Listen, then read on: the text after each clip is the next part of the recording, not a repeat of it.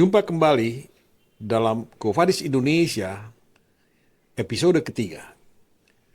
Dalam kesempatan ini, saya ingin mengangkat isu mengenai pencekalan dalam konteks hak asasi manusia. Karena pencekalan adalah isu hak asasi manusia. Sebetulnya pencekalan itu terjadi sejak dulu kala. Bukan saja sejak kita merdeka, karena memang pada zaman kemerdekaan, setelah kita merdeka, banyak juga yang dicekal, mungkin tidak sebanyak zaman sekarang ini, tapi ada politisi-politisi yang dicekal tidak boleh berpergian ke luar negeri. Ada juga aktivis-aktivis yang tidak boleh berpergian ke luar negeri. Tapi saya yakin, sebelum kita merdeka pun, isu pencekalan ini sudah kita temui. Malah kalau kita mau melihat jauh ke belakang, raja-raja yang tidak suka kepada punggawa-punggawanya atau lawannya, mereka juga tidak dibolehkan untuk meninggalkan tempat tinggal mereka. Jadi ini isu yang sudah cukup lama kita ketahui walaupun tidak banyak dibahas. Nah, sebetulnya pencekalan itu bertentangan dengan asas freedom of movement.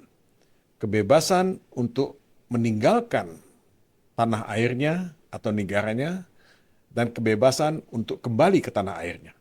Nah, dua hal ini adalah hak asasi manusia yang fundamental yang dijamin oleh Undang-Undang Dasar 1945, kalau kita bisa membaca pasal 28E, Undang-Undang Dasar 45 setelah di-amendment, kemudian juga dijamin oleh Deklarasi Hak Asasi Manusia PBB, UN Declaration of Human Rights, pasal 13, dan juga oleh International Covenant on Civil and Political Rights pasal 12.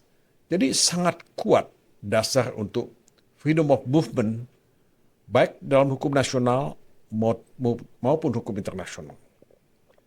Nah, negara bukan tidak boleh mencegah seseorang untuk bepergian atau menangkal seseorang untuk datang ke negaranya. Tapi semuanya kan mesti sesuai dengan ketentuan hukum yang berlaku. Dan ketentuan hukum yang berlaku itu tidak boleh bertentangan dengan hak asasi manusia yang fundamental itu. Ada pengaturan.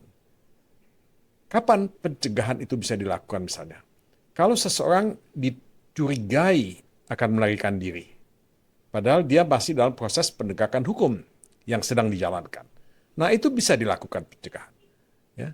Nah, saya akan bicara lebih lanjut mengenai ini, tapi sebelumnya saya ingin mengatakan, ketika kita bicara mengenai pencekalan, ada dua hal di sini. Satu, apa yang disebut pencegahan, yaitu melarang seseorang untuk meninggalkan negaranya. Ya, ini terutama ditujukan kepada WNI. Ya. Dan kemudian ada juga penangkalan. Ya. Penangkalan artinya menangkal seseorang untuk masuk ke dalam negeri. Jadi tidak boleh orang masuk ke Indonesia. Ya. Nah, ini biasanya dikenakan pada orang asing. Dulu pernah Sidney Jones mengalami penangkalan. Pernah juga Ben Anderson, Indonesianis yang terkenal dari Cornell University, dilarang masuk ke Indonesia. Dan pasti ada yang lain lagi. Jadi alasannya agak politik pada waktu itu.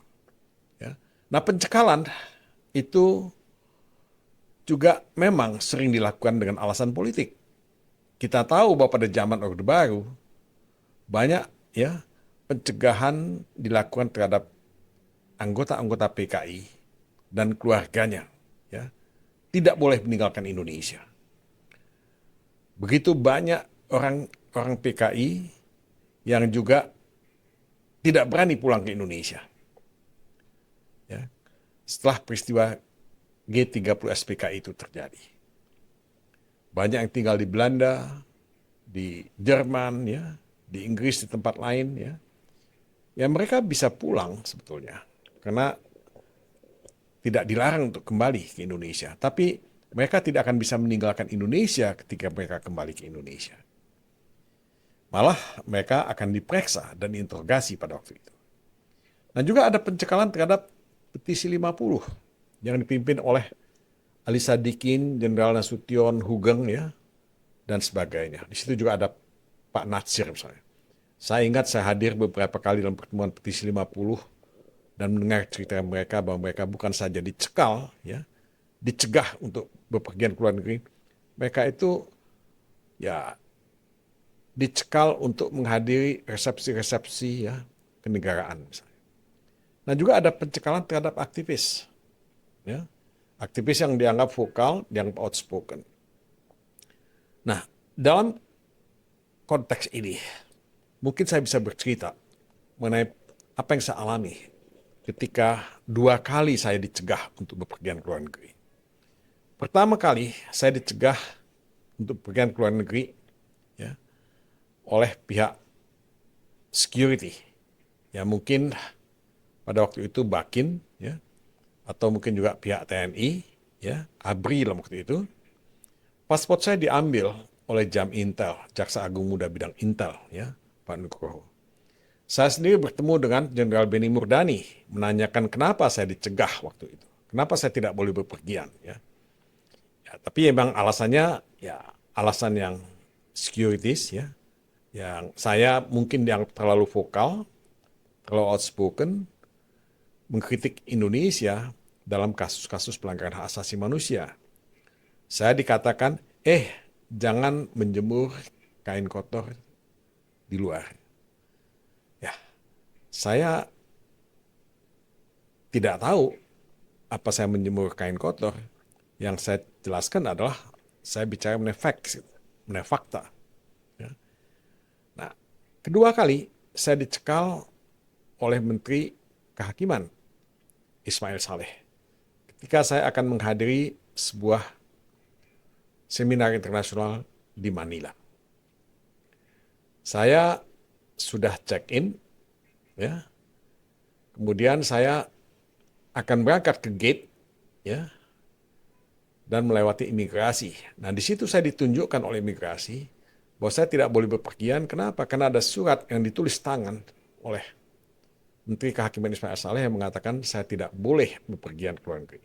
Nah, pada zaman itu tidak ada surat ya keterangan atau surat keputusan yang menjelaskan bahwa saya dicekal, saya dicegah, ya, saya tidak boleh bepergian. Ya. Dan mungkin yang lain-lain juga tidak menerima surat seperti itu. Itu diputuskan secara sewenang-wenang, arbitrary. Sekarang sudah ada surat, ya, yang dikirimkan kepada mereka yang tidak boleh bepergian, ya, yang dicegah untuk bepergian, ya, surat yang menyatakan mereka dicegah untuk bepergian. Ya. Jadi zaman itu zaman susah, gitu. Ketika saya dicegah, ya, saya malah tidak mungkin ya mendapat pemberitaan. Ya. Media tidak memberitakan itu pada zaman Orde Baru. Ya. Kompas tidak memberitakan itu, yang lain-lain tidak memberitakan itu, dan ya orang hanya tahu bahwa saya dicegah dari mulut saya. Gitu. Nah sekarang kan bisa diberitakan, ya Reza Khalid, ya misalnya, ya dia diambil paspornya, ya.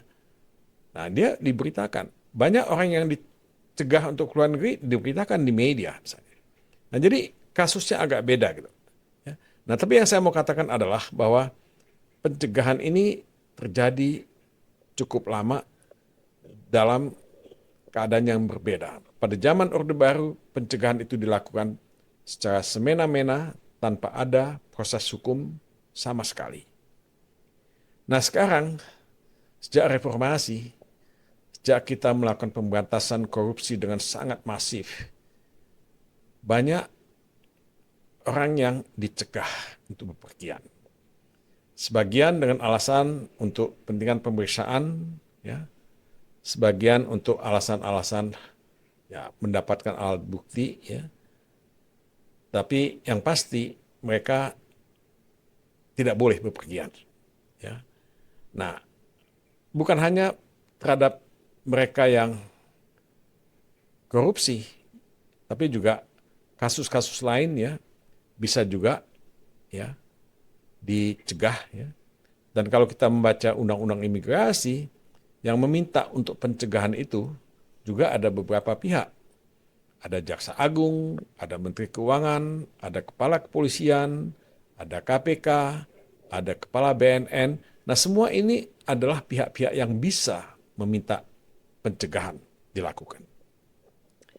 Nah, yang jadi soal adalah sering yang dicegah ya untuk bepergian itu bukan hanya sang pelaku koruptor dalam tanda kutip, bukan hanya itu, tapi juga istri dan anak-anak mereka. Nah, ini yang menyedihkan sebetulnya. Ya. Sebetulnya pencegahan itu sifatnya administratif, ya, untuk kepentingan pemeriksaan, tapi dalam hal ini menjadi punitif gitu, menjadi penghukuman. Ya. Nah, kalau kita membaca Undang-Undang Imigrasi tahun 2011, pencegahan itu dilakukan ya untuk 6 bulan dan kemudian bisa diperpanjang 6 bulan lagi dan juga bisa diperpanjang 6 bulan lagi dan bisa diperpanjang lagi gitu. Jadi pokoknya untuk kepentingan ya pemeriksaan atau apapun ya perpanjangan itu dilakukan walaupun belum tentu pemeriksaan dilakukan. Ya, ada juga yang mengatakan, "Loh, saya diperpanjang pencegahan saya tapi saya tidak diperiksa-periksa." Misalnya. Ya. Nah, ini unlimited ya, tidak ada batasnya dan ini melanggar hak asasi manusia. Nah, kalau kita baca Undang-Undang tahun 2023, Undang-Undang Imigrasi yang sebetulnya mengubah Undang-Undang Imigrasi tahun 2011. Nah, sudah ada kepastian ya bahwa pencegahan itu hanya dilakukan selama 6 bulan dan dapat diperpanjang untuk 6 bulan. Setelah itu, ya tidak bisa diperpanjang lagi. Pencegahan itu berakhir demi hukum. Nah, tapi apa yang terjadi? Pencegahan itu dalam prakteknya bisa tetap terjadi dengan pembaharuan, ya, yang dibuat ya oleh pihak imigrasi. Gitu. Jadi ada pembaharuan pencegahan untuk 6 bulan. Nanti diperbaharui lagi. Nah, ini yang menurut hemat saya merupakan pelanggaran yang unnecessary, pelanggaran yang fundamental terhadap hak asasi manusia. Jadi kita membutuhkan sebetulnya, karena Indonesia adalah negara hukum, membutuhkan kepastian hukum, ya, agar pencegahan itu tidak berlaku ya secara tanpa batas. Ya. Kalau dikatakan oleh Undang-Undang Imigrasi tahun 2023 diberikan waktu 6 bulan dan dapat diperpanjang 6 bulan, that's it. Nggak boleh ada perpanjangan lagi. Ya. Ini hak asasi manusia yang harus dijamin. Ya. Nah, saya ingin bercerita mengenai 2 kisah mahasiswa yang pernah menemui saya. Seorang mahasiswa yang sekolah di Amerika Serikat dan juga sudah bekerja paruh waktu mengatakan bahwa dia kembali ke Indonesia karena sepupunya menikah. Tapi setelah menghadiri pernikahan itu, dia tidak bisa kembali ke Amerika Serikat. Kenapa? Karena dia sudah masuk dalam daftar pencegahan. Nah, ini yang saya tidak paham gitu. Ya. Apakah anaknya yang bukan pelaku tindak pidana juga harus mengalami pencegahan seperti itu? Apalagi dia sedang studi di luar negeri. Nah, ada satu kisah lagi, juga seorang mahasiswa dari Amerika yang kembali ke Indonesia karena menghadiri acara pernikahan anggota keluarganya di Bali, tapi dia hanya datang sebentar. Saya nggak tahu apakah dia punya informasi, ya, atau tidak, tapi dia langsung kembali dan dia bisa lolos, dia bisa kembali. Tapi beberapa hari kemudian namanya masuk dalam daftar orang yang dicegah untuk bepergian ke luar negeri. Nah, ini cerita mengenaskan sebetulnya, mengenaskan karena ya setahu saya tidak perlu ada dosa waris, ya, ya sama seperti peristiwa orang-orang PKI dulu. Kenapa istri dan anak-anaknya juga ikut menderita, ya, dicegah untuk bepergian, ya, malah orang PKI dicegah untuk menjadi ASN, dicegah untuk masuk universitas misalnya. Nah, ini beberapa hal. Tapi pertanyaan yang paling penting, ya, pada saat ini adalah what are the legal implications, ya? What are the business implications? Yang pasti, pencegahan yang tidak ada batasnya ini menimbulkan ketidakpastian hukum. Ketidakpastian hukum yang mengganggu ya bisnis. Ya. Orang memang ya tidak dilarang untuk kembali ke Indonesia, tapi ketika dia kembali dan tidak boleh bepergian, nah di sini bisnisnya terganggu. Nah, saya mengatakan ini karena saya tahu bahwa banyak orang-orang yang bermasalah secara hukum yang belum diadili, malah mungkin juga belum selesai proses penyidikan ya dilakukan, itu sudah berada di luar negeri. Nah, saya tanya, kenapa tidak pulang? Ya, saya udah masuk dalam list pencegahan. Dan kalau saya pulang, saya tidak bisa keluar lagi. Nah, hal-hal semacam ini ya saya temukan dan ya memang ini menuntut satu proses ya penyelesaian hukum ya law enforcement yang cepat ya dan tegas misalnya. Ya. Nah, saya katakan mengganggu bisnis tadi. Ya pasti mengganggu bisnis karena selama mereka tidak mobile, tidak bisa keluar masuk, akan banyak bisnis yang terlantar. Karena bisnis itu tidak semuanya bisa dilakukan dengan remote control misalnya. Jadi di sini akan selalu ada opportunity loss. Ya. Nah, berapa banyak? Nah, ini yang jadi soal buat kita. Ya.